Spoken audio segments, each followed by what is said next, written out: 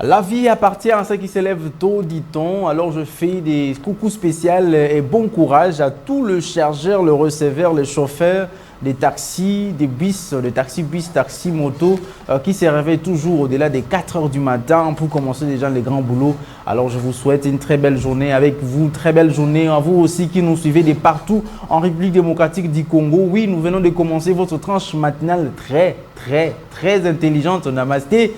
Et namasté à vous qui êtes branchés depuis Congo-Brazzaville. Namasté à vous depuis qui êtes branchés depuis Kimbanseke, Malukunsele. Selembao, Makala, toutes les communes de la ville, province de Kinshasa. Nous pensons également à l'honorable Samaki qui nous suit toujours depuis la ville de Bouta et à tous ceux-là qui nous suivent depuis Paris. Donc vous nous suivez aussi au travers de notre application TNF depuis votre mobile, téléphone mobile. Donc nous vous disons namasté à vous. Namasté qui veut tout simplement dire pour ceux-là qui viennent de nous prendre pour la toute première fois. Namasté veut tout simplement dire bonjour et nous vous disons bonjour et j'ai dit namasté à Michel Moisé. Namasté avec Papi Agamba, namasté aux namastiens, namastiennes. Donc, bon début de semaine. Vous savez, à chaque fois qu'on commence une nouvelle semaine, c'est une occasion de bien faire les choses. Les objectifs qu'on n'a pas atteints la semaine passée, je pense que ce sont les mêmes objectifs pour lesquels on doit commencer avec cette nouvelle semaine. Et donc, comme ça, comme tu viens de les dire, comme ça, on doit rendre hommage à ces héros. Ce sont nos héros à nous parce que ce sont ces personnes qui se lèvent très tôt, afin que nous puissions venir au service. Ces chauffeurs qui nous conduisent à chaque fois, ces receveurs. Donc, je pense que c'est un métier noble aussi. Ah oui, hein, ah oui. Sans eux, je ne sais pas comment est-ce que nous autres qui ne sommes pas encore véhiculés, nous ferions pour marcher à Kinshasa parce que Kinshasa c'est grand. Kinshasa c'est vaste et c'est grand et donc on peut quitter les transports de quitter parfois même Ipen vers la ville. C'est comme qui dirait quelqu'un qui change d'un village à un autre. Et d'ailleurs, dans d'autres pays, c'est déjà une autre province. Voilà, c'est déjà une autre province. Mais tu sais, avec Papi Agamba, aujourd'hui, je me suis mal réveillé. Oh. Il y a un petit problème. Oh. Aujourd'hui, j'ai fait un cauchemar. Oh.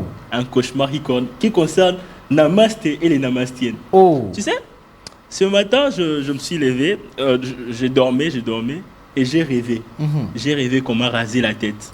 Oh! J'ai rêvé qu'on m'a rasé la tête. Donc, en plein sommeil, j'ai parlé. Je me suis dit, comment est-ce que je vais faire l'émission en étant tête rasée? Moi, dans le rêve, c'était quelqu'un qui m'a rasé. Mais je ne savais pas si c'était qui. Donc, dans le rêve, je me suis dit, comment est-ce que je vais passer à la télé comme ça? Oui. Donc, j'étais vraiment vilain. Très vilain. Oh là là. Alors, vous tous aussi qui avez peut-être fait des mauvais cauchemars, des mauvais rêves cette nuit, alors au travers de cette chanson chrétienne, nous allons rendre grâce à Dieu parce qu'il nous a protégés, nous a gardés, mais aussi doit vous délivrer de tous ces esprits, surtout des cauchemars. Justement, vous, Christian Bakabika, Jonas Minga, l'équipe technique de ce matin, nous irons comme ça jusqu'à 10h30 et aujourd'hui, nous aurons un menu aussi très spécial. Nous allons avoir des invités avec qui nous allons parler vraiment de questions très importantes, notamment la crise à l'Est. Quelle thérapie pour la crise à l'Est avec notre invité qui est déjà derrière là. Il s'appelle Ali David. Nous allons parler également du gouvernement d'union nationale. Mais avec quels animateurs? Bien évidemment, c'est fini avec les consultations qui ont été entreprises par le conseiller spécial du chef de l'État. C'est fini, mais maintenant, il faut un gouvernement d'union nationale. Mais c'est gouvernement d'union nationale, mais avec quels animateurs? Nous parlerons avec Emmanuel Mouingue, qui est déjà en route, qui sera ici incessamment. Justement, on va aller avec une chanson chrétienne, question de rendre grâce à Dieu et de délivrer surtout Michel Moisé avec ses cauchemars, de la tête rasée. Je pense que ça ne va pas se faire. Encore plus de 30 ans avec cette même coiffure. Alors, on croise les doigts pour que ça n'arrive pas. On y va, je sais. Voilà, c'est Dio du pasteur Maïka Lambaye, la selle Rossini Kaïba pour vous faire plaisir à nous, chers téléspectateurs, mais également à maman Virginie Assaminjou. Maman Virginie Assaminjou, cette très belle chanson pour vous faire plaisir et surtout bon début des semaines à vous, maman Virginie Assaminjou, la maman de Lisa Chako, Chako, la grande dame. Donc voilà, c'est pour vous faire plaisir. Nous allons directement aller sur notre rubrique et notre rubrique Écoutons le pasteur. Aujourd'hui, le pasteur Bienvenu Matena nous vient avec un conseil pour interpeller nous tous qui avons toujours ces deuxièmes regards. Donc, Hein. Vous savez, quand on regarde une femme, on commençait par la poitrine et puis quand il tourne, vous tournez aussi pour regarder les derrières. Mais il nous parle de ce que apporte la poitrine et les derrières de la femme. Et donc, soyez attentifs pour écouter. Et dans cette rubrique, écoutons le pasteur avec le pasteur Bienvenu Matenda. Bonjour. Beaucoup de personnes ont perdu leur succès, leur fortune, leurs millions à cause de la poitrine des femmes et leur derrière. Et donc, à travers certaines intimités sexuelles, beaucoup ont perdu leur fortune, et surtout des milliards. Et bien pourquoi? Parce qu'il y a de filles et de femmes porteuses de serpents qui sucent complètement ce que vous avez. Vous avez commencé une affaire parce que vous êtes allé en intimité avec une femme qui a une mauvaise étoile, vous pouvez perdre complètement votre vie, votre succès. Nous connaissons même de grands qui avaient du succès, de politiques, qui étaient très forts, mais qui malheureusement sont tombés parce que tout simplement, en une seule nuit, une seule fois, ils ont perdu leur succès en étant avec une femme très dangereuse.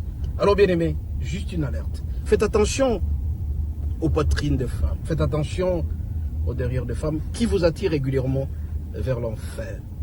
Vous pouvez être un homme d'affaires, vous avez beaucoup d'argent. Pour conserver cela, maintenez vos relations avec Dieu. Ne cherchez pas la multiplicité des femmes. À chaque multiplicité de femmes correspond une multiplicité de démons. J'ai toujours alerté les gens à ces faits-là.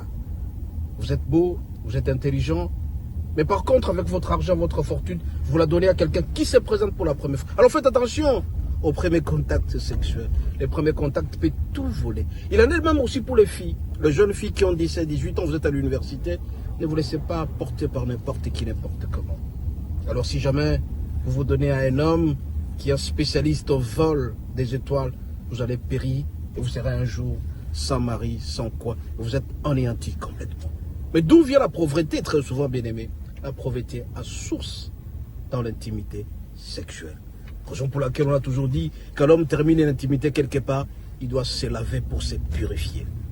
Mais par contre, la femme qui est sortie en dehors du toit conjugal, cette intimité reste, c'est toujours dans son corps. C'est prouvé scientifiquement.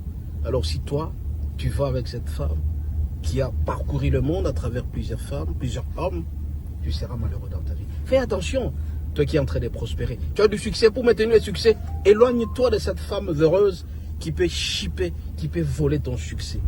Toi aussi, une jeune femme, tu es très jolie, très femme. Tu vas faner petit à petit parce que tu prends n'importe quel eau dans ton corps. C'est très dangereux. Raison pour laquelle, ce matin, je viens alerter les gens. Le sexe est très dangereux. L'intimité sexuelle est très dangereuse. Plusieurs fois ont laissé leur peau. Ils ont été à l'ascension et subitement ils sont tombés. En une seule nuit, toutes les affaires s'écroulent. En une seule nuit, tu perds ton travail. En une seule nuit, tu perds ton pouvoir. Alors fais attention. Tu es encore jeune, tu as de l'argent. Pour maintenir ça, maintiens ton intimité avec Dieu. Rien qu'avec ça, que tu pourras être béni. Sois béni, à la prochaine. Voilà, Kima Likamoya, deuxième regard. Quand tu regardes devant la poitrine, quand tu regardes derrière les derrière de la femme, voilà ce qui peut t'apporter ces histoires. Ça peut aussi t'éloigner loin de Dieu. Et ce n'est pas du tout intéressant. Nous bénissons Dieu pour cette exhortation du pasteur Bienvenu Matenda Kibangala qui nous exhorte comme ça chaque matin. Ça fait quand même du bien et nous interpeller aussi parce que nous sommes tous concernés, nous sommes tous pécheurs. D'ailleurs, c'est la raison pour laquelle Jésus est mort, c'est pour nous sauver et donc nous devons être aussi prudents. Et donc, si vous voulez voir le pasteur Bienvenu Matenda, vous pouvez juste vous rendre à l'église Matenda Ministry qui se réunit à la salle Chauveuse chaque dimanche à 10h. Vous pouvez les rencontrer et les voir. Merci beaucoup. Et nous allons passer directement. Tu voulais dire quelque chose? On va passer directement à la page. Moi, j'aime bien le côté équilibré du pasteur Bienvenu. Bienvenue en tout cas. J'apprécie beaucoup. Au-delà d'être prédicateur, au-delà d'être prédicateur de la bonne nouvelle, j'aime ce côté où il nous ramène toujours à la vie sociale. Voilà un peu. Il y a un phénomène, c'est que beaucoup de gens ne savent plus faire l'équilibre entre vie sociale et ce qui est spirituel. On a comme ça des pasteurs qui nous amènent toujours, qui ramènent tout toujours vers la spiritualité. Oui. Mais moi, en tout cas, après tous ces temps-ci, après cette rubrique qui a commencé ici avec le pasteur Bienvenu, en tout cas, je sens que c'est un homme équilibré. Voilà. Il ne va pas seulement dans le sens spirituel, mais il va aussi dans la vie sociale comme ça. On en a besoin parce qu'on vit ici sur Terre. On ne vit pas au ciel. C'est vraiment important et moi, j'encourage en tout cas ces genres de messages très tôt le matin comme ça. Ça aide. Hein. Ça aide. Nous vivons dans la société. Merci beaucoup, Michel Moïse. Je vais prendre la page rose. Justement, vous, juste transition et on se retrouve pour la page rose. 14 avril 2025, plusieurs personnes ont vu jour à ces jours. Comprenez-moi la tautologie. Plusieurs personnes sont nées à ces jours, donc 14 avril d'une certaine année. Et la liste est très longue. Aujourd'hui, nous avons plusieurs personnes qui ont signalé comme ça pour leur souhaiter joyeux anniversaire. On va commencer avec cette personne. Cette grande dame s'appelle Pauline Sekioba. Pauline Sekioba, joyeux anniversaire et réanniversaire à vous, Pauline Sekioba. Tous mes voeux pour ton anniversaire, que ton chemin soit toujours bordé des bonheurs, de santé et d'innombrables moments de joie, que tes rêves et tes souhaits deviennent réalité grâce à la force de ton cœur et que chaque nouveau jour t'offre des possibilités infinies et des joies à sans fin. Pauline Sekioba, joyeux anniversaire, heureux anniversaire à toi de la part de Charles Mouzadi et les amis des infos qui vous souhaitent comme ça, heureux anniversaire, joyeux anniversaire à vous. Sekioba, Pauline Sekioba, je crois que c'est comme ça, ou Pauline ou Pauline, et je crois que vous allez nous excuser si nous avons massacré les noms. On va prendre cette fois-ci Emmanuel Mbouyi, de la République, comme on l'aime bien le dire, autrement dit Kololo Pango, papa national. Heureux anniversaire, joyeux anniversaire à toi. Bénédiction, longévité, grâce divine. Je t'envoie mes voeux le plus sincère pour ta journée spéciale. Que tu sois toujours entouré d'amour, que ton rire soit à contagier et que ton cœur reste aussi chaleureux qu'il a toujours été et que l'année à venir t'amène dans un voyage rempli des bonheurs, d'accomplissements et des merveilleuses surprises. Heureux anniversaire à toi, papa Kololo Pango. Papa national, Emmanuel Mbouyi, réanniversaire, joyeux anniversaire à toi de la part de Joseph Kaloupala. On va prendre cette belle demoiselle, elle est jolie, elle est magnifique, elle est belle. Clémence Assona Boloa, je te félicite de tout cœur pour ton anniversaire. Que cette nouvelle année de vie soit marquée par un amour profond, un bonheur immense et une santé robuste. Profite pleinement de chaque moment et que tes plus beaux rêves se réalisent. Réanniversaire à toi, à Clémence Assona Boloa, la fille de maman Acha Boloa, de la part de son papa roi de Mansombo, la nièce de Sahada et Cléro et papa Dorance, la petite sœur de Dorana, la grande sœur de Wiz et les petits Clos. Les petits Clos. Joyeux anniversaire à toi, Clémence Assona. Plusieurs personnes pour te souhaiter cet anniversaire. Et donc, nous allons passer des très beaux moments. J'entends l'invitation d'ailleurs pour passer aussi des très beaux moments accompagnés de ton anniversaire. Heureux anniversaire à toi, Clémence. On va prendre Madame Tatiana Mboliko.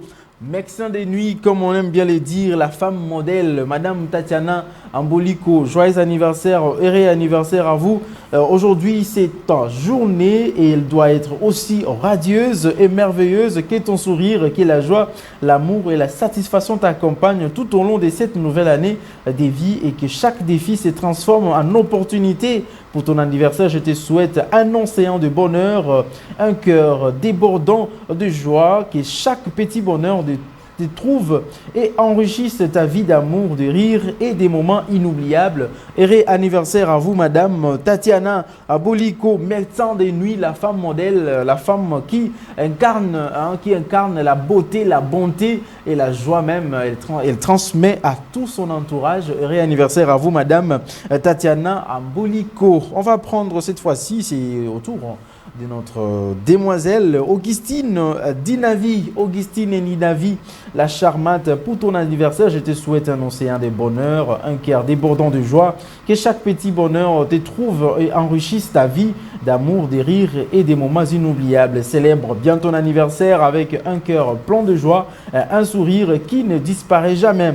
Que tu sois entouré de toutes les personnes qui t'apportent amour, bonheur et que l'année à venir réalise tous les souhaits tous tes souhaits et tous tes rêves. Joyeux anniversaire à toi, Augustine Dinavi. Réanniversaire, bénédiction, longévité, grâce divine puisse t'accompagner, Augustine, et que tu sois encore cette beauté incarnée. Donc, la mannequin, si j'aime bien te dire, la beauté, la top modèle. Voilà, Darlish Kadima, le prince de sa maman Bibiana Kidima, Darlish Kidima, pardon, Darlish Kidima, les princes de sa maman Kidima. Un toast à toi, à ta vie et à une autre année merveilleuse qui t'attend. Que ton cœur soit toujours rempli d'amour, que ta vie soit pleine de bonheur et que tes journées soient remplies de joie. Et réanniversaire, joyeux anniversaire à toi, Darlish Kidima, le prince de sa maman, à Bibiana Kidima, longévité, que tu grandisses en sagesse, que tu sois ce grand homme que ta maman a toujours rêvé, que tu sois ce grand homme que même ceux qui t'entourent, les tontons, les oncles, les tontines, ont toujours rêvé que tu sois. Joyeux anniversaire à toi, Darlish, et réanniversaire à bénédiction, longévité, et que la main de Dieu puisse encore t'accompagner durant cette nouvelle année. On va prendre Maman Joyce, Madame Joyce Kodasso, Madame Joyce Kodasso, Kimvula, Joyce Kodasso, que les étoiles brillent plus fort et que le soleil brille plus chaudement le jour de ton anniversaire pour t'apporter une année pleine d'amour, de joie et d'harmonie. Puisses-tu apprécier chaque jour et ressentir l'amour qui enflue vers toi de toutes parts. Et anniversaire, joyeux anniversaire Joyce Kodasso Kimvula, bénédiction, longévité, grâce divine puisse t'accompagner. C'est de la part bien évidemment des bénites Diabanza. On va chuter avec cette maman, cette grande dame, aussi magnifique et belle, Maman Bibiche Mabiala. Maman Bibiche Mabiala, nous te souhaitons joyeux anniversaire et réanniversaire avec tout mon cœur, mes voeux le plus profond. Je te félicite pour ton anniversaire. Que cette nouvelle année de vie soit pleine des moments magiques qui toucheront ton cœur et te lasseront des souvenirs éternels. Pour ton anniversaire, je te souhaite que ton cœur soit rempli d'un amour infini, d'une paix profonde et d'une joie authentique. Puisses-tu rencontrer la beauté de chaque jour, ressentir l'amour à chaque instant et célébrer le miracle de ta propre vie. Joyeux anniversaire et réanniversaire, Maman Bibiche Mabiala. Bonté, longévité, grâce divine et surtout que tu puisses prospérer à tous égards. Joyeux anniversaire et réanniversaire à vous. Je sais m'en fous pas, j'ai assez parlé. On va danser avec ceux-là qui souhaitent leurs anniversaires aujourd'hui au rythme de la musique et de la bonne musique. Et vous savez, la musique adoucit le mers, la musique apporte la joie, la musique nous... Voilà, merci beaucoup cette belle chanson de Kofi Olomide, le quad de la Koraman. Donc, les 25, les 27, les 28, locataire à l'autre à Kololopango. Donc, ça, c'est. Cette chanson avait fait la pluie et les bons temps. Ah oui, un vieux chinois. 2011-2012. 2011-2012, je me rappelle que c'était aussi à l'époque des élections parce que dans cet album, je pense qu'il avait aussi chanté une chanson pour le président en place, Joseph Kabila, Kitioyo, si je me rappelle très bien. C'était dans cet album aussi. Voilà, on va prendre l'autre premier invité avec la première thématique. Quelle thérapie pour la crise à l'est de la République démocratique du Congo? Il est avec nous ici sous ces plateaux. Il s'appelle Ali Moulimbania David. À qui nous disons bonjour et bienvenue. Bonjour, chers camarades. Merci. Vous allez très bien. Je vais très bien. Et vous, comment? Après un passage ici comme l'éclair, paf, vous avez disparu et maintenant. Oui, c'était dans le cadre de la conférence que j'ai organisée le 28 décembre à Bukavu avec la jeunesse. Et malheureusement, depuis mon départ à Bukavu, quelques mois, il y a eu des hostilités que nous vivons aujourd'hui.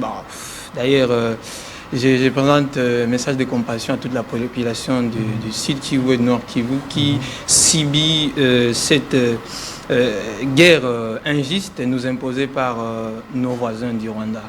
Vous êtes directeur général de Unity for Development International Foundation. Vous êtes natif du Sud Kivu. Nous parlons de cette question. Quelle est la thérapie pour éradiquer la crise à l'est de la RDC? Alors, ma première question vient d'abord pour parler pourquoi seulement ça se passe à l'est de la RDC. Nous avons connu bien évidemment des rébellions dans d'autres côtés avec la sécession katangaise, qui aujourd'hui on n'en parle plus, même les Bakata Katanga n'évoluent plus, ne développent plus comme c'est le cas à l'Est. On a connu la rébellion avec Moulele et maintenant ça commence à se succéder. Mouzé Laurent Désiré Kabila, AFDEL, RCD, CNDP, En23, AFC. Pourquoi toujours à l'Est? Bon, d'abord, pourquoi toujours à l'Est? Vous devez savoir que l'Est de la République du Congo, c'est un milieu très stratégique, de part de sa position qu'il tirait, parce que l'Est est aussi un riche en faune et en flore, riche en sous-sol. Mais au-delà de ça, il faut attaquer la question liée à nos voisins. Okay. Quel est le regard de nos voisins? Parce que lorsque les voisins sont pauvres, ils ont toujours tendance à attaquer d'autres voisins, de ses compagnons, pour peut-être s'enrichir d'une façon illicite, alors que s'il y avait une collaboration parfaite entre les deux pays, ils pouvaient conclure des bons accords, des coopérations qui pourraient aider la sous-région à se développer davantage. Donc si le problème de l'Est revient d'abord au fondement historique de 1994, avec le massacre du Rwanda, le massacre des Tutsis, où lorsque les Tutsis vont entrer au Rwanda, on va expulser effectivement tous les Hutus du Rwanda. Oui. Et le Hutus manque de place où vivre. Voilà. C'est par là que la communauté internationale va mettre une très grande pression au président Mobutu Sese Seko, qui va accepter pour raison d'hospitalité d'accueillir les Hutus.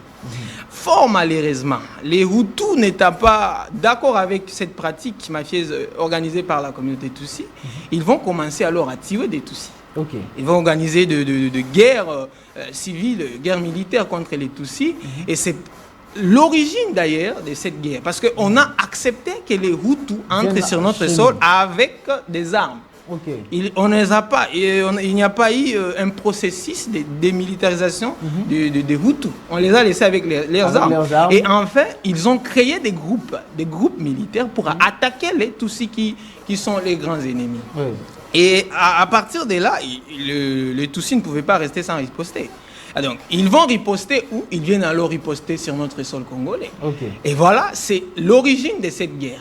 Est-ce que c'était un calcul de la communauté internationale, le calcul pour dire, bon voilà, parce qu'il faut qu'on se le dise, hein, la communauté internationale n'agit pas pour aujourd'hui, mais agit pour même plusieurs années.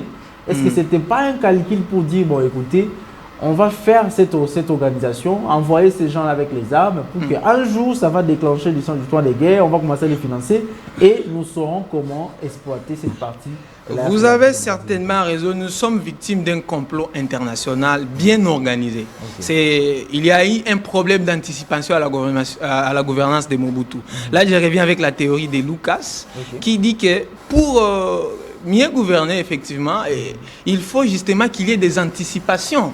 Lorsqu'un gouvernement n'a pas d'anticipation au fait, comme par exemple les problèmes aujourd'hui de pluie qui ont causé des dégâts à Kinshasa, c'est parce qu'il n'y a pas un programme d'anticipation. On n'a pas anticipé les dégâts.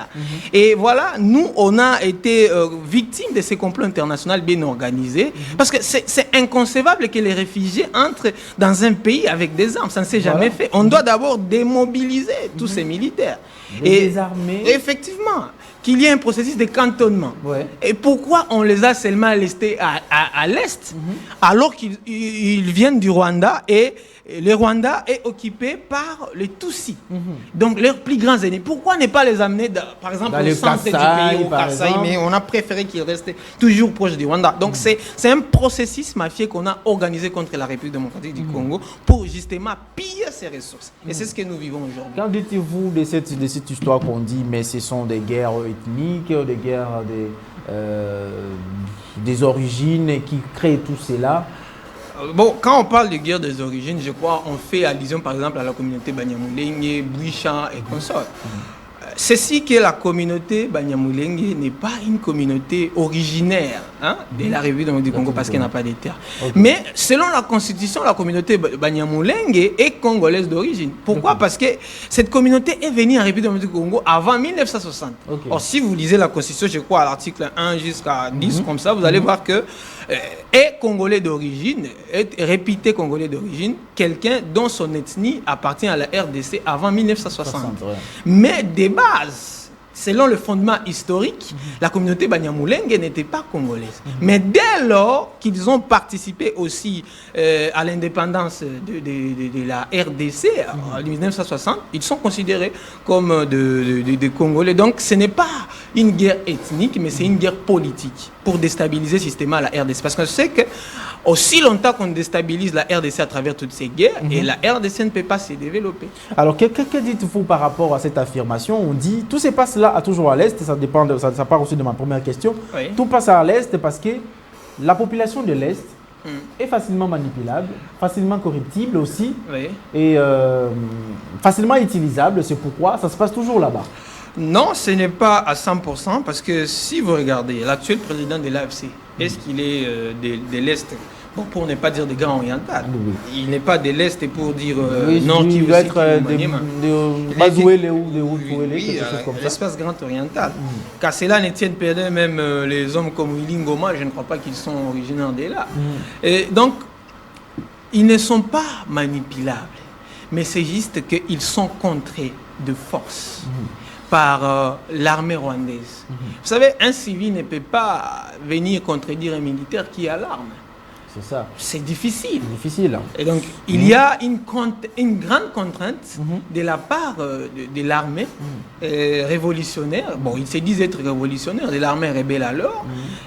Et la population n'a pas de possibilité à contraindre aussi cette force négative. Il faut plutôt que les gouvernements agissent par des méthodes, par des anticipations, par des procédures, par un programme, effectivement. Parce que la force d'un État, c'est l'armée. La force d'un État, c'est l'armée. Aujourd'hui, d'ailleurs, j'encourage l'actuel président de la République qui n'aménage d'aucun effort pour donner la plus grande valeur à notre armée congolaise, ainsi que son gouvernement. Mais ce n'est pas aussi suffisant. Il faut vraiment une grande structuration. L'armée congolaise, c'est la seule armée où vous pouvez voir quelqu'un qui n'a pas travaillé, qui n'a pas gravi d'échelon, qui n'a pas vraiment travaillé pour son mérite, il est général. Et donc, c'est ce qui s'est fait d'ailleurs aujourd'hui. Le président de la République parle de la reconstruction de notre armée. Que l'on enlève tous les infiltrés, que ce soit une armée forte, puissante, capable de faire face à n'importe quel attentat étranger. Est-ce que ça fait partie des thérapies? Oui. Oui, parce que moi, je pense que les volets actuels, par exemple, la guerre à l'Est, revient au volet politique et au volet militaire. Donc, on ne peut pas justement plairer chaque jour à la communauté internationale que nous sommes agressés. Non, il faut aussi que les gouvernements agissent, et je crois que c'est ce qui est en train de se faire. Il doit y avoir une riposte rigoureuse de la part du gouvernement congolais, à travers les forces militaires qui doivent se battre sur le terrain. Donc, en même temps que nous combattons, nous nous battons sur les fronts, et en même temps, nous priorisons aussi la voie diplomatique qui est une voie reconnue par le droit international. Parce que aucun État n'a le droit de violer l'intégrité d'un État voisin ou d'un État souverain. Oui, effectivement. Alors, quelle thérapie pour éradiquer la crise à l'Est de la République démocratique du Congo? Si on peut vraiment se dire, ben voilà, M. David Ali dit non, on va commencer par ça, il faut commencer par ça, il faut commencer par ça pour qu'on arrive définitivement à éradiquer cette histoire à l'Est de la République démocratique du Congo. Oui, merci beaucoup. Je vais revenir d'abord, comme je le disais, au fondement historique de cette guerre. Cette guerre tire sa source d'abord dans les années 1996 avec l'entrée de l'AFTEL en République démocratique du Congo, où il fallait justement chasser le président Mobutu. Tout le monde a acclamé et c'était vraiment un moment particulier pour la République démocratique du Congo. Mais à part cela, je vais revenir aussi à la deuxième guerre du Congo. Parce que lorsqu'il y a eu des mécontentements de la part de l'armée rwandaise et ougandaise, c'est par là qu'ils vont créer le RCD. Le RCD fut créé en 1988 et ils vont occuper aussi la partie Est. Mais grâce à un processus de médiation, je me souviens à l'époque, on va nommer l'actuel président de l'Assemblée nationale comme commissaire adjoint en charge du maintien de la paix à l'Est. Et nous allons arriver à un accord. À travers des pourparlers justement de Pretoria, Sun City, on va arriver à un consensus où on va justement avoir un gouvernement de transition avec 4 vice-présidents et un président de la République. Et que nous appelons actuellement 1 plus 4. 1 plus 4. Et par là, quand même, on a senti qu'il y a eu une forme de paix en République du Congo. Mais juste, il y a eu toujours eu de mécontentement. Bon. Et après, le CNDP aussi sera créé. Pendant que... Avec Laurent Kunda. Laurent Kunda, effectivement, et avec comme commandant Jean Bosto Taganda, qui est commandant d'État général, commandant de cette force, donc chef d'état-major, qui à la fin va faire un coup d'État à Laurent Kunda.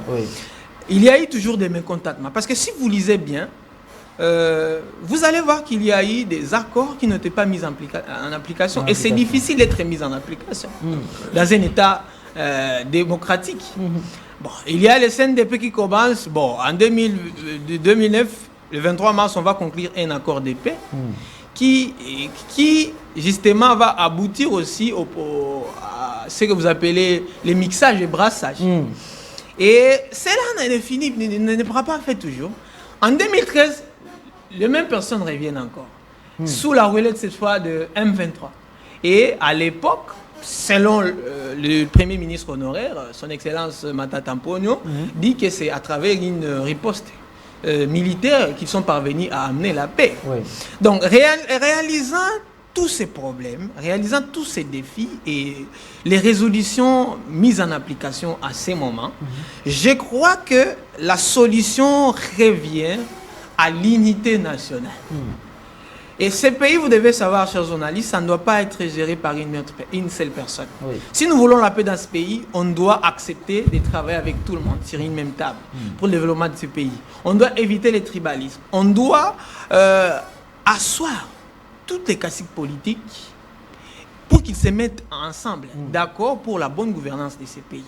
Et c'est par là, je crois que c'est la première solution, l'unité nationale, que toutes les forces soient d'accord de se mettre ensemble pour travailler pour l'intérêt du peuple congolais. Deuxièmement, il faut la reconstruction de l'État fort et digne de son nom. Aujourd'hui, la RDC part dans une bonne voie de la reconstruction, mais il faut multiplier des efforts. Il faut multiplier des efforts dans le sens que l'État congolais soit écarté de formes d'injustice. D'injustice, de la mauvaise gouvernance et toute forme qui n'est pas profitable à la population. Et par là, justement, lorsqu'on a réuni toutes les forces, on a un programme unique qui va justement aider la RDC à sortir de cette crise. C'est par là qu'on va aborder d'autres questions, notamment économiques et sociales. Mais aussi longtemps que tous les Congolais ne sont pas ensemble, cette guerre ne prendra fin. Ça sera toujours à titre général. Mais comment les Congolais seront-ils ensemble alors que vous avez évoqué les problèmes des accords et les accords non appliqués? Est-ce que ces accords qui ne sont pas appliqués, peut-être vous avez dit difficile d'appliquer, est-ce que ça cache des choses où on n'arrive pas à les appliquer et que les forces armées se font renaître pour déclarer toujours les mêmes accords? Vous savez, le problème de certains des accords, c'est parce que nous sommes influencés par les forces étrangères. Si nous voulons un dialogue, ça doit être un dialogue à l'interne. Ça doit concerner tout le Congolais. Et ça ne doit pas impliquer les forces étrangères. Et les dialogues que nous devons mener, justement, c'est sûr que ça doit toucher les forces régionales. Parce que lorsqu'on manque la paix en RDC, c'est toute la région des Grands Lacs qui manque. Oui, bien évidemment. Et donc, nous devons d'abord commencer par un dialogue interne, inclusif, entre toutes les forces. Et par après, on parvient aussi à un accord régional de paix. C'est ce que moi je propose, qu'il y ait un accord régional de paix. Mais comment d'abord faire, parlons de l'interne, comment arriver à faire ce dialogue interne alors qu'il y a un problème de confiance entre les Congolais? C'est vous qui le dites qu'il y a un problème de confiance. Je crois que ce n'est pas surtout le problème de confiance, mais c'est un problème de mauvaise foi. Parce que, vous savez, un pays comme la RDC, on ne doit pas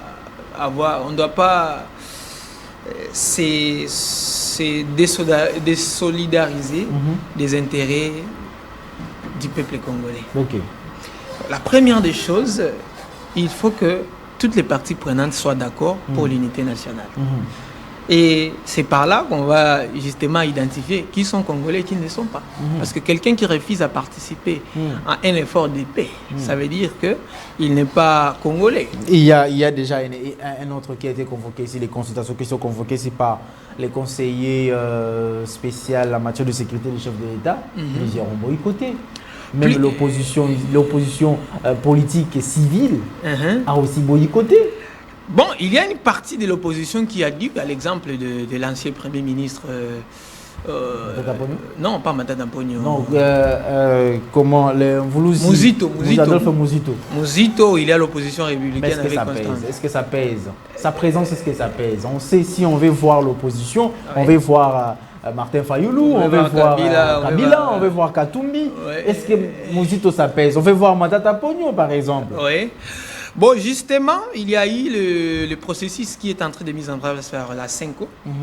Mais j'encourage d'abord cette vision du président de la République à travers son conseiller spécial en charge de la matière de sécurité. Mais cela ne suffit pas, à mon avis. Et au-delà de ça, je pense que le conseiller spécial en matière de sécurité du président de la République devait lui-même partir consulter les caciques de l'opposition pour avoir l'opposition. Il devait se déplacer vers eux? Oui, effectivement, parce que nous sommes dans un... On cherche la paix. Et on cherche la paix à tout le prix. Donc on ne peut pas rester dans son confort en train de chercher la paix, il faut se déplacer. Oui, il faut se déplacer. Il faut écouter les exigences des autres. Et c'est par là qu'on pourra prendre une solution idoine. Je ne sais pas si il a fait ou pas. C'est lui qui paie. Donc il a une bonne équipe qui travaille là-dessus. Je ne sais pas s'il a vraiment, s'il s'est rapproché à toutes ces caciques pour trouver une solution en interne. Mais au départ, si les opposants congolais acceptent la vision de la CENCO, ça veut dire qu'il y a quelque chose en dedans. Parce qu'on nous parle aujourd'hui de la proposition de la CENCO, mais on ne sait pas c'est quoi. C'est quoi? Au juste, il n'explique même pas. Il dit non, c'est la meilleure solution, c'est la meilleure solution. Mais exposez ça au peuple congolais pour qu'ils exploitent les faits. Parce que, au-delà de tout, on doit comprendre que cette guerre, si on a besoin d'une résolution pacifique, ça doit aussi considérer les institutions démocratiques légalement établies. Voilà. Donc, on ne peut pas accepter qu'il y a que tout dialogue commence, mais ça ne respecte pas les institutions légalement établies. Que la CENCO mette à la place de tout le monde, c'est qu'elle a proposé comme solution. Et par là, nous allons décortiquer la matière. Mais aussi longtemps que l'on nous laisse dans l'ombre et que les opposants acceptent quelle est la matière interne qui se cache dans la proposition de la CENCO, c'est compliqué. Voilà. On ne doit pas signer des accords, on ne doit pas commenter sur des sujets dont on ne maîtrise pas. C'est d'ailleurs, c'est l'origine de ce que nous avons aujourd'hui. On parlait de M23, mais qu'est-ce qui est à l'interne? Moi, j'ai lu l'accord en question de 2009. J'ai dit, l'actuel président de l'Assemblée nationale avait raison de démissionner à l'époque. Vital Kamerhe. Oui, parce que si vous regardez, vous ressourcez de part historique, ce qui a motivé sa démission à l'époque en 2009, c'est parce qu'on ne l'a pas informé légalement. Il n'était pas au courant de que l'armée rwandaise vienne en RDC pour pacifier. Comment les forces qui se battaient contre la RDC peuvent venir pacifier la région? C'est anormal. Donc, il y a des histoires qu'on nous impose, mais nous ne savons pas le fond de ces problèmes là-bas, de ces histoires. Il faut que les choses soient au clair. La proposition de la CENCO est laquelle? Ça vise quoi? Ça quel intérêt au peuple congolais? Parce que ça ne doit pas être une idée qui soit contraire à la volonté du peuple congolais. Voilà. C'est sûr que les Congolais sont d'accord, les politiques sont d'accord avec, mais que ça soit exposé aussi à la population pour qu'on sache c'est quoi au juste. C'est quoi? Est-ce que c'est profitable au peuple congolais? Voilà, monsieur Ali Mouli Mbanya David, vous êtes aussi conférencier, bien évidemment, directeur général de Unity for Development International Foundation. Je vais vous demander votre dernier mot. Qu'est-ce que vous pouvez dire en conclusion par rapport à cette thématique? Effectivement, mon souci de venir ici à PSTV, d'abord, c'était pour contribuer toute une part à l'effort de paix, proposer des pistes de solutions abordables qui va justement donner des solutions plus adéquates à cette guerre. La première des choses, je propose que tout le Congolais se mette ensemble. Oui. Accepte de se mettre ensemble et cherche une médiation plus claire. Ok. Une médiation plus claire qui ne vise pas des intérêts politiques en République démocratique du Congo.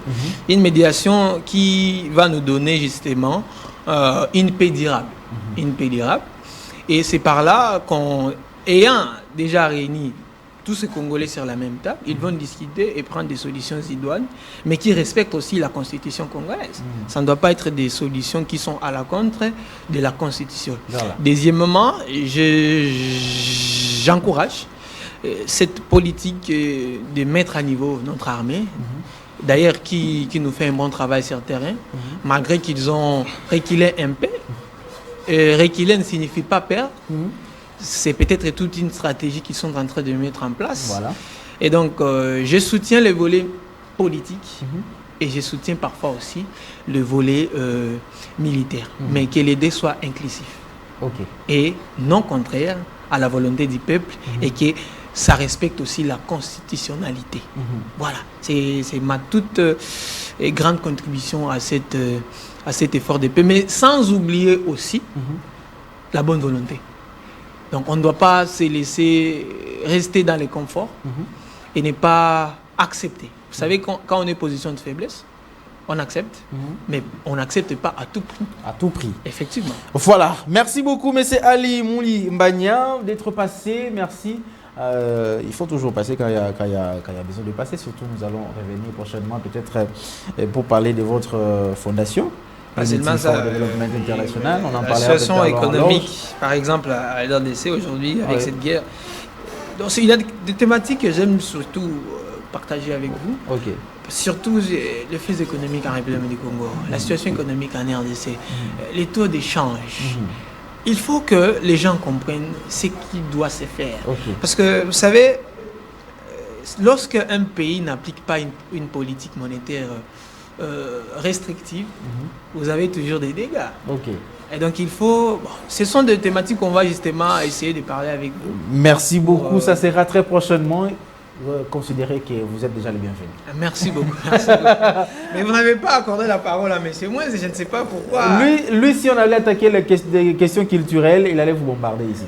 Alors, en tout cas, je pense que c'est moins les culturels. Donc, lui, si c'était question culturelle, il allait déjà vous bombarder ici sans problème. Alors, justement, nous allons nous séparer avec une chanson et on va prendre le deuxième invité pour parler cette fois-ci gouvernement d'union nationale avec quels animateurs. On y va.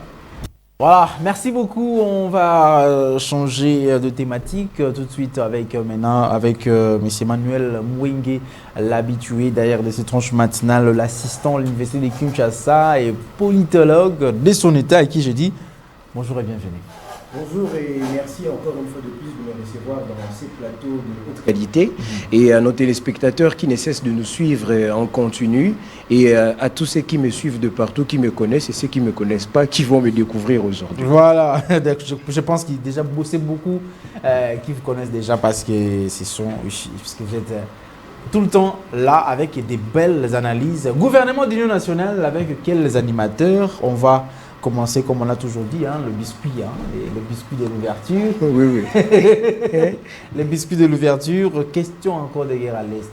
Une analyse par rapport à ce qui se passe, par rapport aussi, paraît-il, jusqu'à présent, les pourparlers qui devaient avoir lieu à Doha n'ont pas encore eu lieu. Apparemment, il y a encore le préalable qui sont sortis et on ne s'est pas avancé. Et désormais, on a le président togolais qui est désigné désormais comme facilitateur de l'Union africaine. Une analyse, une globaux un peu surtout sur cette question-là, et puis on va aller dans notre thématique. Bon, d'abord, il faudrait savoir que la question de la guerre à l'Est, l'agression que nous subissons, l'expression même de l'agression a pris forme depuis les années 96-97, pendant le régime du maréchal Mobutu, pendant sa gouvernance. Après, il y a eu en 98 avec Mouzé, et puis avec finalement Joseph Kabila, qui dans ses propos soutient aujourd'hui les M23, dans son discours du moins. Il faudrait que la justice établisse les réalités, que lui-même s'explique un jour s'il a la langue déliée. Et aujourd'hui, avec Félix Tshisekedi, il faut noter que c'est 4 chefs d'État qui ont dénoncé l'agression rwando-ougandaise. Aujourd'hui, on parle moins de l'Ouganda, mais l'histoire nous renseigne que les dates que je donnais sont des dates de dénonciation de l'agression. Alors, un processus de Doha qui garde encore plus de suspense parce qu'il était prévu le 9, qu'il puisse y avoir des assises. Si jusque-là ça traîne, moi je pense que le problème n'est pas lié aux intentions du gouvernement congolais, mais c'est beaucoup plus à la partie de l'ennemi. Vous savez que quand on a des arguments et que l'on sait ce que l'on réclame, il est beaucoup plus facile pour nous de s'exprimer. Mais quand on est mélangé dans une marmaille d'intérêts partisanes de différentes parties au conflit, vous avez d'un côté Kagame, vous avez Museveni, vous avez Nanga, vous avez tout ce monde-là et même les hommes politiques du Congo qui ont deux blocs. Vous avez le bloc AFC M23, mariage Ouganda-Rwanda, soutenu aussi par des Congolais qui eux veulent les intérêts économiques d'abord, les ressources minières, l'occupation du Kivu. Vous avez l'AFC qui lui veut le pouvoir. Donc, entre ces deux intérêts, il y a un conflit interne. Qu'est-ce qu'on va dire? Qu'est-ce qui va être priorisé avant? Et c'est ça qui fait en sorte que leur parti fait traîner les choses. Ça, c'est à mon humble avis, à mon analyse. Un agrégat d'intérêts conduit à une décision tardive. Mais avant tout, il faut préciser que le processus engagé semble manifester beaucoup de fruits et de points positifs, notamment même aujourd'hui, lorsque les M23 se font attaquer par les Ouazalendo, ils reviennent sur le cessez-le-feu qui avait été décrété à Doha pour dire que voilà, pour nous, on croyait qu'il y avait un cessez-le-feu et tout. Donc, le processus a une certaine crédibilité qui tient même de rappel de la part de l'ennemi. Mais j'aimerais aussi profiter de l'occasion, M. Hervé, pour revenir sur quelques petits propos qu'a entamé, une fois j'ai suivi votre tranche matinale, il y avait un confrère, un camarade qui avait essayé un peu d'expliquer le contexte dans lequel la communauté rwandophone vivant au Congo serait déclarée d'origine par la loi. Je ne suis pas juriste, mais je suis politologue, et nous avons certaines notions de l'histoire politique et administrative de notre pays. Ce n'est pas parce qu'un texte vous dit une chose que cette chose reflète la réalité historique. Les défauts avec les États africains, plus particulièrement le Congo, c'est que souvent nos textes ne reflètent aucune réalité historique. Or, la réalité historique, c'est les gages même de l'identité nationale. Si vous ignorez qui vous êtes, on vous imposera des réalités demain que vous serez obligé d'accepter pour servir des intérêts obscurs. Il parlait de l'article 10, que je m'apprête à lire ici de la Constitution, qui parle de qui est Congolais d'origine. On vous dit est Congolais d'origine toute personne appartenant aux groupes ethniques dont les personnes et les territoires constituaient ce qui est devenu le Congo, présentement République démocratique du Congo, à l'indépendance. Et l'article continue à la fin dans son dernier alinéa en disant qu'il y a une loi organique qui détermine les conditions de reconnaissance d'acquisition, de perte de nationalité, ainsi de suite. Donc, les détails sont repris dans une loi organique. Mais moi, je prends... D'autant plus qu'il y a une ethnie qui est venue au Congo je prends un schématique.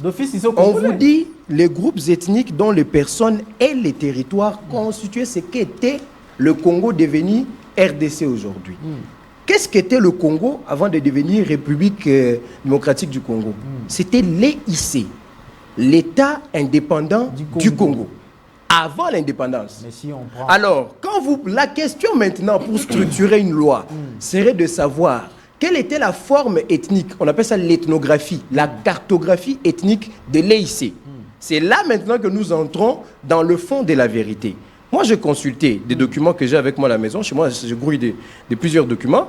J'ai vu la cartographie, l'ethnographie de l'EIC à l'époque. Il faut savoir que les frontières du Congo n'ont pas été tracées par les Congolais. C'est les Occidentaux. Il y a eu 14 pays à la conférence de Berlin qui ont délimité, mais ils n'ont pas délimité en vain. On a fait une étude ethnographique, topographique, une étude géographique et même historique. On a consulté des anthropologues et puis on est arrivé à une conclusion qu'il y avait des ethnies qui vivaient, mais il y avait des ethnies d'origine propriétaires des terres découpées. Pourquoi? Parce qu'il fallait savoir avec qui traiter pour exploiter ce sol-là. Il y avait des chefs. D'où l'expression des ethnies dont les individus et leur territoire. Donc, Congolais d'origine, c'est une tribu qui était propriétaire de terres. C'est ça, la vraie expression. Mais regardez le piège. Le piège vient encore se compléter. Moi, dans la cartographie ethnique, je le dis, allez au musée des Tervuren pour ceux qui sont en Europe, en Belgique, vous ne trouverez pas. C'est l'un des plus anciens musées qui retrace des faits historiques du Congo avec certitude. Les plus anciens, vous ne trouverez pas des ethnies. Lisons la loi organique pour conclure qui complète l'article 10. Cette loi organique dit ceci. Dans son article 6, c'est la loi organique numéro 04/024 du 12 novembre 2004. j'ai là avec moi au téléphone. Quand vous lisez l'article 6, on vous dit « Est congolais d'origine toute personne appartenant aux groupes ethniques et nationalités ». Si je pose une question aux téléspectateurs, la RDC est constituée de quoi? En termes anthropologiques, on va me dire des ethnies et des tribus, n'est-ce pas? Oui. Est-ce que la RDC est constituée des nationalités? Impossible. Mais comment on peut trouver une nationalité dans un État national avec une autre nationalité? Donc, la loi aussi a un problème. Indirectement, cette loi organique reconnaît qu'il y a des gens qui ne sont pas dans les tribus congolaises, mais qui ont une nationalité étrangère, mais on les reconnaît quand même comme congolais. C'était les biscuits. Non, tout ça pour dire ceci, ce n'est pas un discours d'haine tribale. Oui. Quand on structure un État avec ses textes, les textes doivent refléter la réalité historique pour respecter l'identité nationale.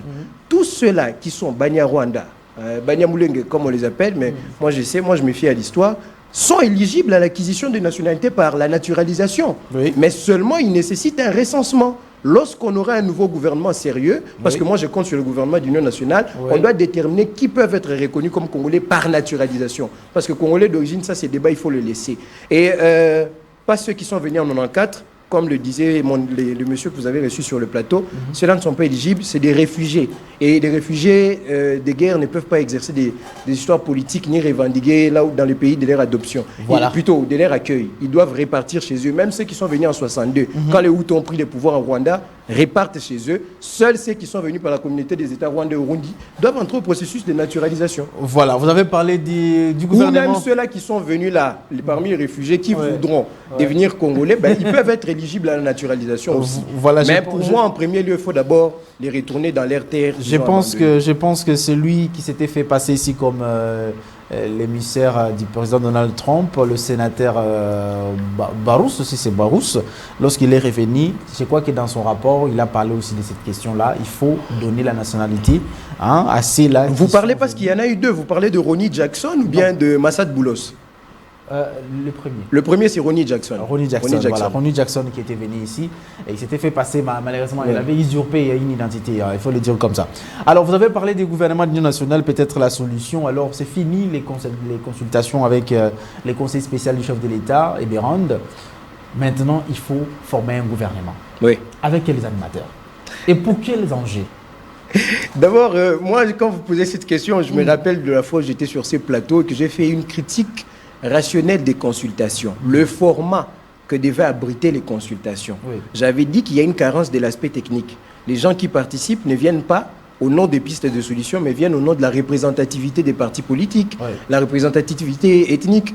Alors qu'ici, il faut comprendre dans quel contexte, moi je pense avoir compris le chef de l'État, ou peut-être qu'il a donné une communication que lui-même s'attendait à ce que les acteurs puissent développer pour aller dans un sens beaucoup plus évolué que lui, mais ce qui semble qu'il n'a pas été fait.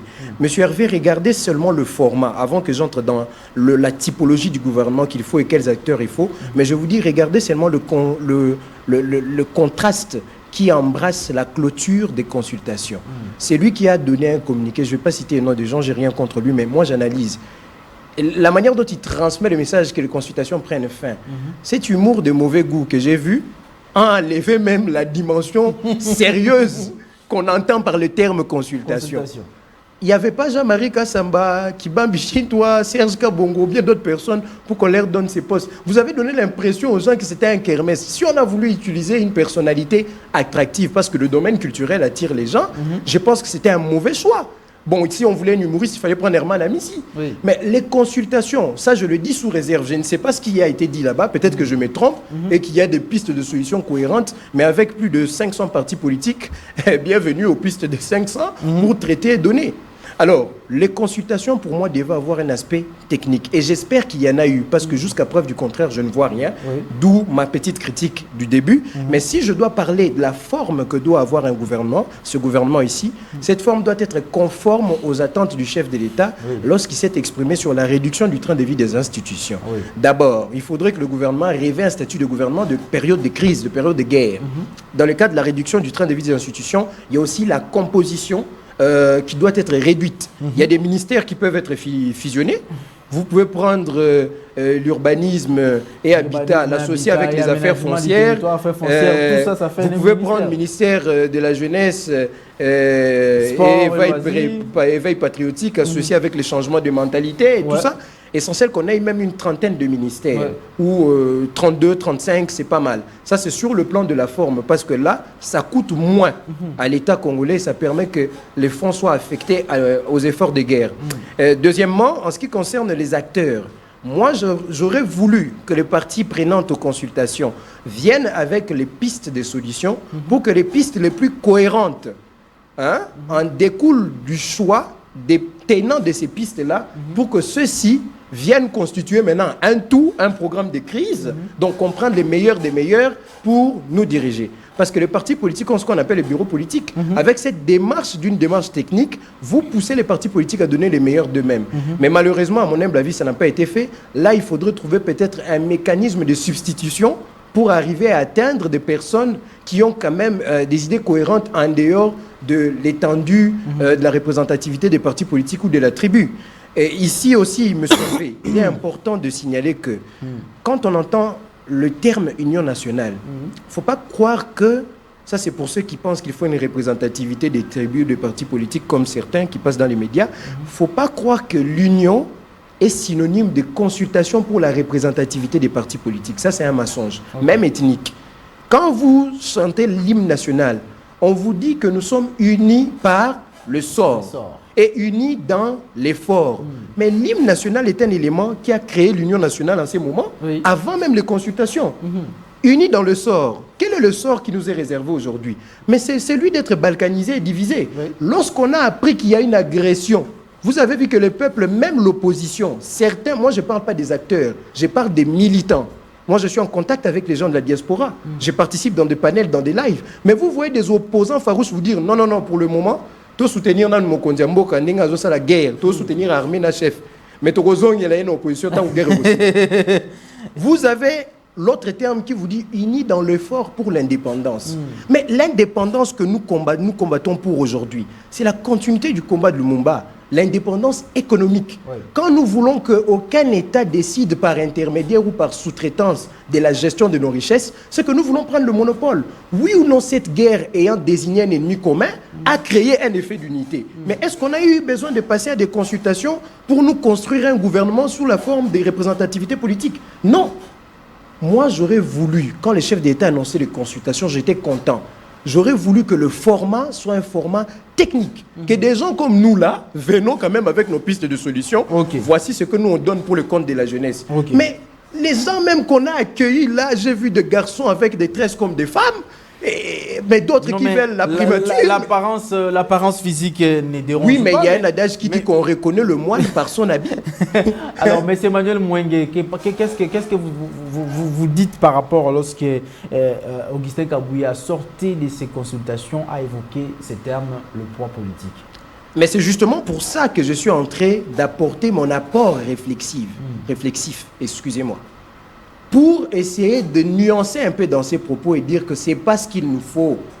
Bon, ok, vous voulez le poids politique, là, ça appartient au Parlement. Certaines personnes utilisent même des langages subtils comme quoi, non, mais il ne faut pas que le gouvernement viole la Constitution parce qu'ils s'attendent à ce que ce soit le fruit d'une majorité parlementaire. C'est ça leurs indices. Obligatoirement. Mais parce ça, c'est prendre les chefs en étau. Dites-moi, si on a besoin de changer un gouvernement, c'est parce qu'on reconnaît qu'il y a des faiblesses dans l'actuel gouvernement. Il y a des ministres qui travaillent très bien. Moi, je suis fier de Mme Kaikwamba, fier de Constant Moutamba, fier de Doudou Fouamba quand même. Ça va, il fait quand même un travail acceptable. Bon, bref, je ne vais pas citer tout le monde ici. Il y a quand même des gens qui font un bon... Mais une grande partie est amorphe. Est-ce qu'il faut changer aussi la Première ministre? Non. Ça, c'est mon humble avis. Pourquoi? Parce que moi, je me réfère à la capacité symbolique. Mais je vais vous répondre. Permettez-moi un peu de conclure un peu cette petite brèche-là sur le poids politique. Moi, je disais que je suis fier de certains acteurs politiques qui font... Mais il y a une grande faiblesse. Même pour condamner les actions que mène le Rwanda ici en RDC, mener le cheval de bataille. Le chef de l'État reste la seule personne à avoir cité nommément la personne de Joseph Kabila, qui dans ses propos, moi je parle de propos, nous les scientifiques on parle avec preuve, j'attends un procès peut-être s'il y en aura, ou des enquêtes qu'on va nous révéler, mais le propos de Kabila lui-même soutenait les M23. Le chef a été seul. Après lui, qui d'autre vous avez entendu citer ce nom? Personne. La plupart des gens qui ont mangé dans les régimes avec lui, bon, peut-être qu'ils se sont réservés, Oui. parce qu'ils ne veulent pas et qu'ils attendent suffisamment de preuves. Je respecte ça. Oui. Mais vous sentez que le président, à un moment, était obligé même de réunir cette classe politique Oui. et leur dire, mais vous pensez que je suis seul? Et il a commencé à nommer, comme Jean-Pierre Bemba, des gens qui se sont mobilisés pour faire adhérer le peuple à sa propre cause, à lui, le peuple. Vous sentez que ces gens ont un problème. Maintenant, quand vous parlez du poids politique, cette même majorité-là, qui a montré des failles et des faiblesses pour lesquelles le chef s'est plaint, selon encore le propos d'Augustin Kabouya, vous voulez qu'il revienne dans cet étau pour choisir toujours là-bas? Non. Il y a des gens bien à la majorité politique, mais la majorité politique, en grande partie sur la gestion de la crise, a montré quelques failles qui nécessitent un réajustement dans l'intérêt du Congo. Et c'est ça le schéma que nous voulons. Et pour revenir à ce que vous disiez tantôt sur Mme Souminois, Oui. Mme Souminois, j'entre pas sur les événements qui ont eu lieu là, on attend l'accomplissement des enquêtes. Oui. Je ne vais pas polémiquer. Mes condoléances d'abord à la famille du roulage. Je Oui. ne sais pas comment ça s'est passé. L'agent de la PCR, excusez-moi. Oui. Et ça, c'est pas dans ces considérations-là. Parce que quand les gens entendent, ils sont trop émotifs. Ok. Mais Mme Souminois a une capacité symbolique. C'est la première chef de gouvernement dans l'histoire du pays. Oui. Je verrais mal le choix de la remplacer après peut-être 10 mois, 8 mois de travail. Peut-être par une autre femme. Pourquoi pas? Madame Kaikwamba, mon humble avis, Kaikwamba n'est pas peut mal. monter aussi, Elle est la pas mal, première ministre, hein. Oui, elle est pas mal. Moi, j'aime bien son travail. Mais faire quitter une femme après 8 mois, je pense que ça serait un choix risqué sur le plan de la symbolique. Mais par rapport à des besoins de gestion, ça peut se justifier aussi. Elle peut quitter. Mais moi, je ne pense pas. Mais en politique, tout peut arriver. Hein, tout peut arriver. Voilà, les temps nous pressent tellement, mais je vous donne un dernier mot quand même. Si on appellerait Emmanuel Mouingue à côté, je ne sais pas, ça sera le chef de l'État ou ça sera les conseillers Eberand pour proposer des personnes, parce que ce sont eux qui ont consulté les gens. Si on appellerait Emmanuel Mouingue pour proposer, ne fût-ce que quelques têtes. C'est une question que vous me posez? Oui, je vous pose. Très bien, je crois que c'était mon mot de la fin. Si on appelait Emmanuel Mouingue, Oui. Emmanuel Mouingue prendra, d'abord avant de prendre les individus, Oui. il va d'abord donner sa propre vision, son apport en termes de gouvernance des crises, surtout dans le secteur de la jeunesse premièrement, deuxièmement dans le domaine de la coopération régionale. Hein, on va essayer d'apporter cet apport-là. Ces idées ne viennent pas que de moi. Je suis d'abord scientifique moi-même, mais je suis entouré de scientifiques avec qui nous échangeons pour mieux construire nos idées. Exact. Des deux, après mon apport, je vais désigner, je vais citer les personnes, il n'y en aura même pas 10 comme 20 ou 30, même 4 simplement, et je laisserai le choix au chef ou au responsable attitré de juger par lui-même et il verra que j'ai raison, que ces gens-là méritent. Je ne les citerai pas ici. Pour la plupart d'ailleurs, l'un d'entre eux est à la base de ce que vous appelez 145 territoires, Oui. mais il avait conçu quelque chose comme ça en 1987 Oui. jusqu'en 1991, lors de la CNS, il avait même fait un exposé. Il est très bien connu, il s'appelle Norbert Kouyala. C'est le seul nom que je peux citer au moment, mais il reste d'autres. Mais des gens comme nous là, quand vous avez la raison, ça dérange les personnes qui n'en ont Voilà. pas. Alors qui va venir vous chercher à moi d'un miracle? Mais si nous parlons, c'est d'abord pour que le peuple comprenne, parce qu'un peuple exigeant produit des dirigeants productifs Oui. et conscients. Et c'est ce que nous voulons pour aider les chefs de l'État dans son action de lutte. Notre action, pas son action. Parce que l'agression, c'est mon agression à moi. Oui. S'ils entrent jusqu'à Kinshasa, des gens comme moi qui s'opposent à eux, ils vont nous décapiter. Et ils vont voler nos richesses et prendre. Moi, je tiens à mon pays. C'est pour aider l'action commune que nous menons avec les chefs. Là où nous nous rencontrons avec Félix, c'est dans l'intérêt du Congo. Ce n'est pas le fanatisme. Il va passer, nous, on va continuer en politique, mais c'est dans l'intérêt du Congo. Je ne suis pas de guide beaucoup. pour ça. Merci beaucoup, M. Emmanuel Mouingue. Merci beaucoup pour cette thématique. Je vais revenir, mais je salue quand même Rite Bolengela. Bonjour. Bonjour, tonton. Ça va très bien. Oui, très Maman Capacitaria, Santerre, tu as organisé une formation. Tu peux nous parler juste en 2 minutes, qu'est-ce qui s'était passé? C'était quoi la formation Devenir entrepreneur avec moins de $10? Oui, cela est possible. Ok. Ça a été notre sujet, comment devenir riche avec des dollars d'investissement. Donc, on a essayé un peu de faire comprendre aux gens qui, en fonctionnant ces revenus, ça va vous rendre à l'indépendance financière. Donc, il y avait autant des formateurs, mais à ce qui me concerne, j'avais essayé de développer les pourquoi. Si les autres ont réussi, pourquoi pas moi? Donc, on a essayé de donner 4 pistes de solutions là-dessus, en disant, première des choses, il faut d'abord prendre conscience et la prise de décision. Dans la conscience et la prise de décision, on a bien décortiqué les choses. Et deuxième point, c'était notion du temps et l'évaluation de toutes choses. Et on a aussi développé, parce que savoir imposer du temps dans chaque action vous permettra encore de réussir et d'atteindre vos objectifs. Et troisième point, c'était sur, on a essayé de parler sur avoir l'esprit d'initiative et d'entreprendre. Donc, on a aussi développé. Et pour finir, c'était savoir entretenir toutes choses et l'innovation. Donc, quand il y a l'entretien de ce que vous faites, ça va vous pousser encore à innover et à mieux les protéger pour avancer. Donc c'était magnifique cette journée. Alors moi j'ai raté, mais sinon nous aurons l'occasion d'en parler encore prochainement. Alors tu seras là pour qu'on en parle à long et à large. Ça sera un sujet spécial avec toi sur l'entrepreneuriat et surtout R pour ça continue. Oui, R pour ça toujours, c'est ça notre base. Et nous tenons aussi à vous signaler que de demain le 15, nous allons ressortir Force toujours. Force toujours. Force toujours.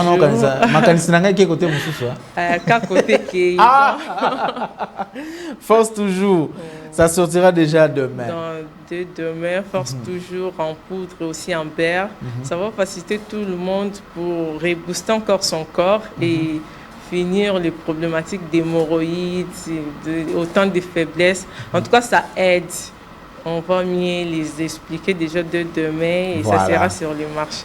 Voilà, on aura le temps d'en parler. Monsieur Manuel Mouenge, nous nous séparons, nous sommes à la fin. Les derniers mots, c'est 30 secondes. Oui, 30 secondes pour conclure. Je suis content de voir se dérouler les événements suivants. Le président de la Cienco, Fulgence Moutebaki, reconnaît avoir été financé par le Rwanda pour leur mission. Moi, je suis très content. Je suis heureux de voir que le Nord et le Sud Kivu est en ébullition par rapport à la tâche dure que nos Ouazalendo sont en train de rendre à ces bandits des Rwandais agresseurs.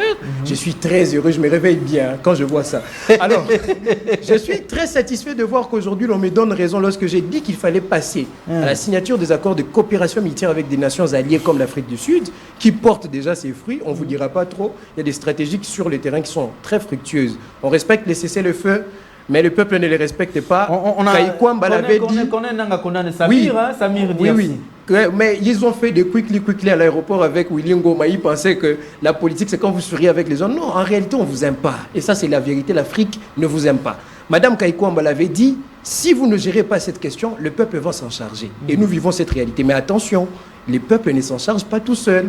Il y a le petit sourire du président au coin, je ne dirais pas beaucoup. Alors, moi, je suis content de ces événements, mais en même temps, j'alerte l'attention du président sur un fait.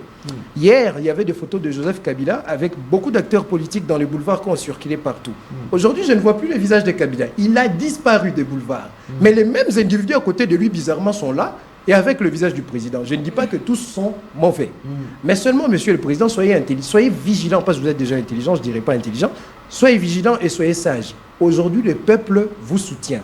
La vraie union, c'est celle du peuple. Mais les grands défis, c'est de trouver des personnes conscientes, cohérentes, qui peuvent mieux gérer les institutions sans parti pris ou sans calcul politique pour voir où se positionner au cas où la guerre penchait d'une autre façon.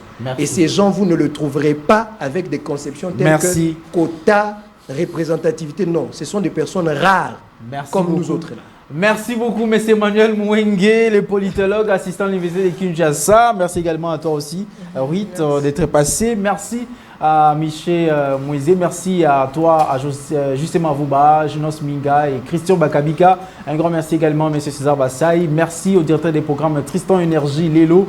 Merci M. Le Livre, Charles Mouzadi. Merci beaucoup parce qu'avec vous, nous préparons toujours les émissions. Merci au coordonnateur et concepteur de cette tranche matinale, le patron de la PS Télévision, M. Patrick Engannou Tuyoyo.